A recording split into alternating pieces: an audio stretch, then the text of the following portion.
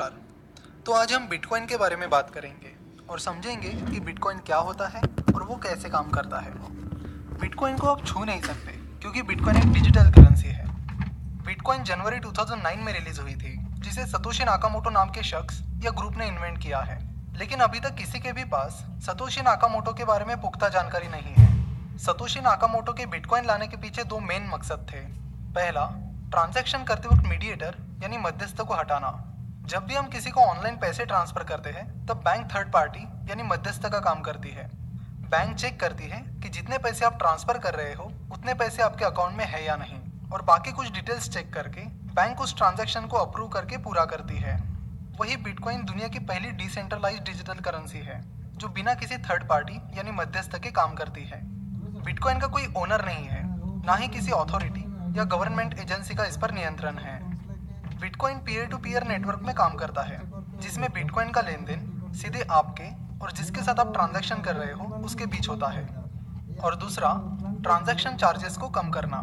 जब हम credit card के जरिए पेमेंट करते हैं तो कई बार हमें 1 to 2% चार्जेस लगते हैं, और जब हम विदेश में पैसे भेजते हैं तब बैंक हमसे अच्छी खासी ट्रांजैक्शन फीस चार्ज करते हैं।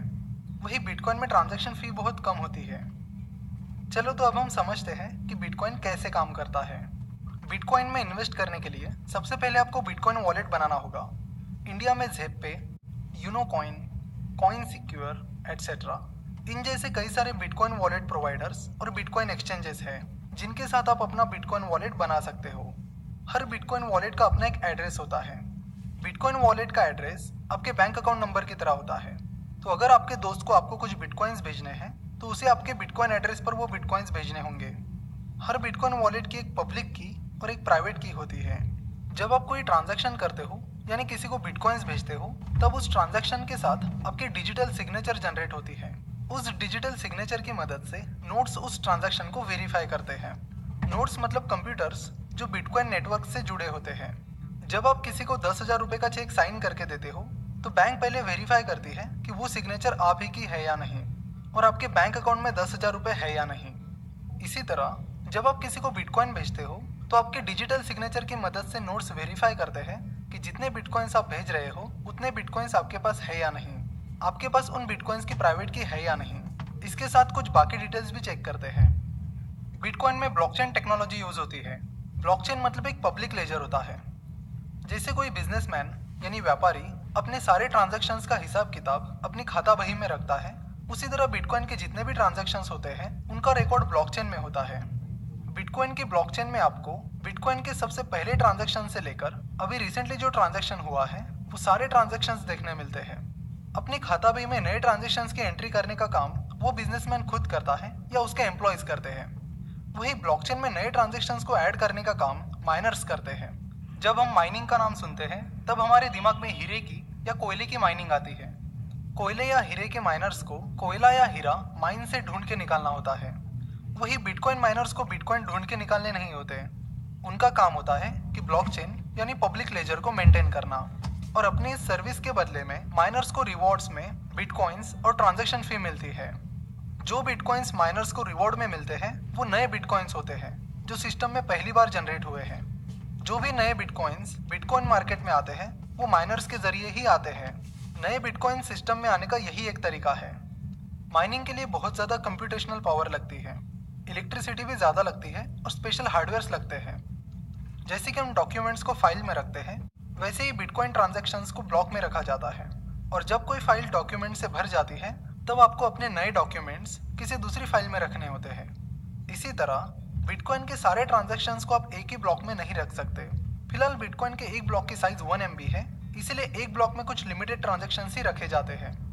और जब कोई ब्लॉक ट्रांजैक्शन से भर जाता है तब नेक्स्ट ट्रांजैक्शंस को नए ब्लॉक में रखा जाता है। हर ब्लॉक में उसके पहले वाले ब्लॉक का रेफरेंस होता है, और जो नया ब्लॉक अभी बना है उसका रेफरेंस नेक्स्ट ब्लॉक में यूज किया जाता है। इस तरह ब्लॉक्स की एक चेन बन जाती है, इसीलिए इसे ब्लॉकचेन कहते हैं। इस तरह ब्लॉकचेन में आपको अब तक हुए सारे ट्रांजैक्शंस देखने मिलते हैं। मतलब ये खाता बही है जिसमें आप आज तक हुए बिटकॉइन के सारे ट्रांजैक्शंस देख सकते हो। अगर आपके पास 2 बिटकॉइंस है तो वो 2 बिटकॉइंस आपके पास कहाँ से आए, और जिन्होंने आपको वो 2 बिटकॉइंस भेजे हैं उनके पास ये 2 बिटकॉइंस कैसे आए। इस तरह जब से वो बिटकॉइन सिस्टम में आए हैं तब से लेकर उनके सारे ट्रांजैक्शंस की हिस्ट्री पब्लिक लेजर में होती है। बिटकॉइन की हिस्ट्री में हुए पहले ट्रांजैक्शन से लेकर अभी किए गए रिसेंट ट्रांजैक्शन तक ऐसे सारे ट्रांजैक्शंस की हिस्ट्री आपको ब्लॉकचेन में मिल जाएगी। नाउ ट्रांजैक्शंस को ब्लॉक में डालने के बाद माइनर को उस ब्लॉक को सील करना होता है ताकि बाद में कोई भी उन ट्रांजैक्शंस को मैनिपुलेट ना कर सके, यानी उन ट्रांजैक्शंस के साथ छेड़छाड़ ना कर सके। और ब्लॉक को सील करने के लिए माइनर्स को माइनिंग सॉफ्टवेयर की मदद से एक बहुत डिफिकल्ट पजल सॉल्व करना होता है। पजल सॉल्व करने के बाद वो ब्लॉक बिटकॉइन नेटवर्क में पब्लिश हो जाता है, जहां पर नोड्स उस ब्लॉक को वेरीफाई करते हैं और फिर वो ब्लॉक ब्लॉकचेन में ऐड हो जाता है। जो माइनर सबसे पहले सक्सेसफुली पजल सॉल्व करता है उसे इनाम में फिलहाल 12.5 बिटकॉइंस मिलते हैं, और जो ट्रांजैक्शंस उस ब्लॉक में होते हैं उनकी ट्रांजैक्शन फीस भी मिलती है। लगभग हर 4 साल में रिवॉर्ड में मिलने वाली बिटकॉइंस की संख्या आधी हो जाती है। 2009 में जब बिटकॉइन स्टार्ट हुआ था तब एक ब्लॉक माइन करने पर माइनर्स को 50 बिटकॉइंस मिलते थे। फिर नवंबर 2012 में ये संख्या 50 बिटकॉइन से आधी होकर 25 बिटकॉइन हो गई, और आज एक ब्लॉक माइन करने पर 12.5 बिटकॉइंस मिलते हैं। सारे माइनर्स एक दूसरे से कम्पीट करते हैं। अगर माइनर सबसे पहले वो पजल सॉल्व नहीं कर पाता है तो उसकी सारी मेहनत पानी में जाती है। माइनिंग प्रोसेस को जानबूझकर कॉम्प्लेक्स बनाया गया है और ये बिटकॉइन की डिज़ाइन का ही एक हिस्सा है। जब माइनर सबसे पहले पजल सॉल्व करता है तो उसके बाद वो ब्लॉक बिटकॉइन नेटवर्क में पब्लिश किया जाता है। फिर नोड्स यानी नेटवर्क के कंप्यूटर्स उस ब्लॉक को वेरीफाई करते हैं और उसके बाद वो ब्लॉक ब्लॉकचेन में ऐड हो जाता है। इसीलिए बिटकॉइन माइनर्स ग्रुप बनाकर ग्रुप में माइनिंग करते हैं ताकि जीतने की प्रोबेबिलिटी बढ़े, और जो भी बिटकॉइंस और ट्रांजैक्शन फीस उन्हें मिलती है उसे वे आपस में बांट लेते हैं। तो जैसे ही आप बिटकॉइन का ट्रांजैक्शन करते हो और सेंड बटन पर क्लिक करते हो तो वो ट्रांजैक्शन बिटकॉइन नेटवर्क में जाएगा, और फिर नोड्स उस ट्रांजैक्शन को आपके डिजिटल सिग्नेचर की मदद से वेरीफाई करेंगे, और फिर माइनर्स वेरीफाइड ट्रांजैक्शन को एक ब्लॉक में डालते हैं और फिर उस ब्लॉक को सील करते हैं, जिसके लिए उन्हें एक डिफिकल्ट पजल सॉल्व करना होता है। और पजल सॉल्व करने के बाद वो ब्लॉक बिटकॉइन नेटवर्क में पब्लिश किया जाता है, जहां पर नोड्स उस ब्लॉक को वेरीफाई करते हैं, और फिर वो ब्लॉक ब्लॉकचेन में ऐड हो जाता है, जहां पर अब सारे यूजर्स उन ब्लॉकचेन ट्रांजैक्शंस को देख सकते हैं। ब्लॉकचेन, क्रिप्टोग्राफी, हर ट्रांजैक्शन के लिए यूनिक डिजिटल सिग्नेचर, ये सारी टेक्नोलॉजीज बिटकॉइन को सिक्योर रखने में अहम भूमिका निभाती है। बिटकॉइन की प्राइस सप्लाई एंड डिमांड के कारण चेंज होती है।